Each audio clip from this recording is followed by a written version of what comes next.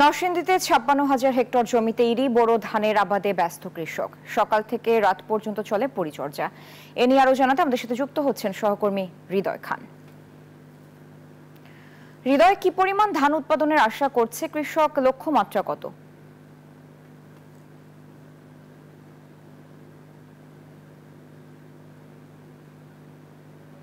নরসিংদীর যে মনোহরদী উপজেলা রয়েছে সেখানে আপনাকে একটু যদি দেখাই যে এখানে বিস্তীর্ণ মাঠ জুড়ে ইরি ধানের কিন্তু আবাদ করেছেন কৃষক। এখানে যেমনটি দেখেছি সকাল থেকে রাত পর্যন্ত কিন্তু তারা এখানে মাঠে ব্যস্ত সময় পার করছেন। একই সাথে এখন ইরি এবং বুরু ধানের যে মৌসুম রয়েছে সেখানে কিন্তু তারা যেমনটি বলছেন যে কম খরচে লাভ বেশি হয়। দিন দিন কৃষকরাও কিন্তু ঝুঁকছেন এই ধান চাষে। একই সাথে আমরা যদি একজন স্থানীয় সাথে কথা বলি, একটু যদি বলতেন যে কি অবস্থা আপনাদের এখানে।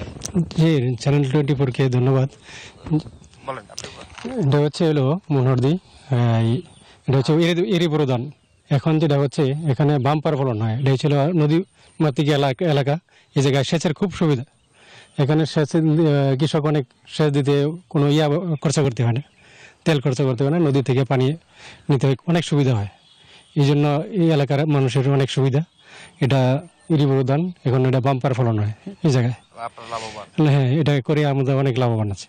তো আসলে যেমনটি শুনছিলেন এখানে যারা কৃষক রয়েছে তারা যেমনটি বলছিলেন যে এই ইরি বুরু ধান চাষ করে তারা কিন্তু অনেক লাভবান। একই সাথে কথা বলেছি কৃষি বিভাগের সাথে, তারা যেমনটি বলছেন যে কৃষকদেরকে কৃষি বিভাগের পক্ষ থেকে সব ধরনের সহযোগিতা করা হচ্ছে। তো এই বছর নরসিংদী জেলায় প্রায় ৫৬,০০০ হেক্টর জমিতে ধানের আবাদ করা হয়েছে। এই ছিল নরসিংদী থেকে আমার কাছে সর্বশেষ। ফিরে যাব স্টুডিওতে সারার কাছে। সারা। হৃদয়, আপনাকে ধন্যবাদ।